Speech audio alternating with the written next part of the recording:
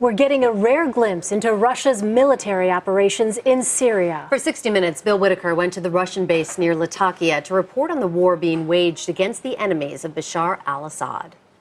It was almost midnight when our plane took off from a Russian airbase outside Moscow.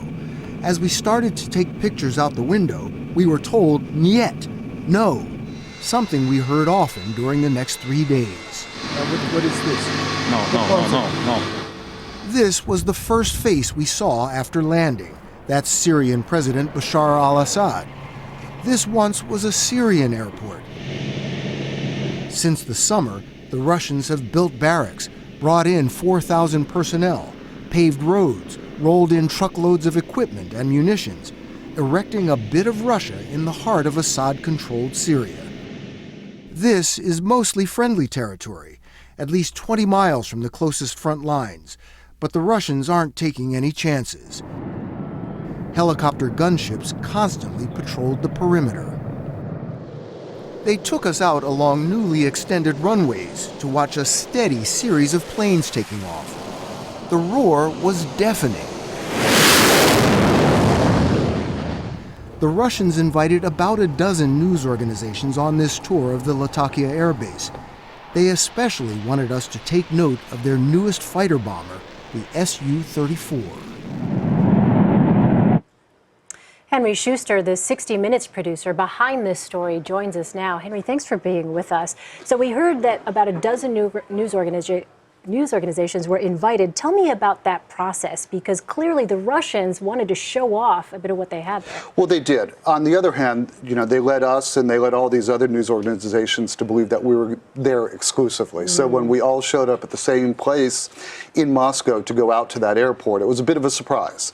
But yes, they wanted the press from around the world to get the message out. It's about projecting Russian military might, and that the Russians are players in Syria. Well, in the piece, it mentions that they wanted you to see Russia's newest fighter bomber, the Su-34. What else were they intent on you seeing and not seeing? Well, they wanted us to see, for example, their new anti-missile defense system. They wanted us not to shoot some of the daily life around the base. They didn't want us to talk to the pilots. They wanted to be able to control who spoke. And surprisingly, they took us out to see their guided missile cruiser off the coast. They took us to the Russian military, the naval base in Tartus, which is south of Latakia. And you get a sense there, this is Russia's only foothold in the Mediterranean. It gives you another sense of why it matters to them.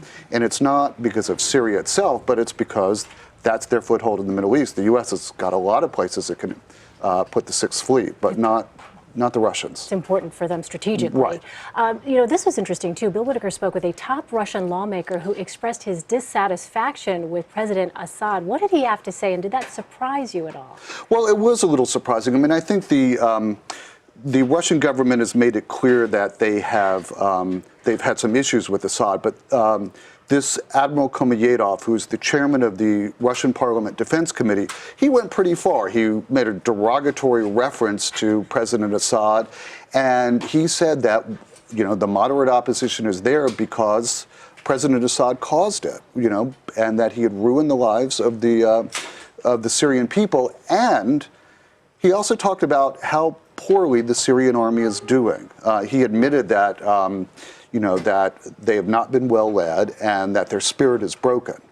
And one of the things that you take away from all of this is that, the Russians talked about this as being a temporary mission solved by air power. If that sounds familiar, we've heard it from the United States side. And the problem is they've got an unreliable ally. Well, he went on to say that Assad needs to work on his army's morale and, if necessary, lead the army himself. What do you make of that? Well, I'm not sure how good that will do, but I think that's a sign that the Russians are frustrated because air power can only do so much. For all of the bombing runs, and there have been about 5,000 sorties, according to the Russians. They fired cruise missiles, they've dropped bombs, they've even flown missions directly from Russia. The Syrian army on the ground is not making much progress.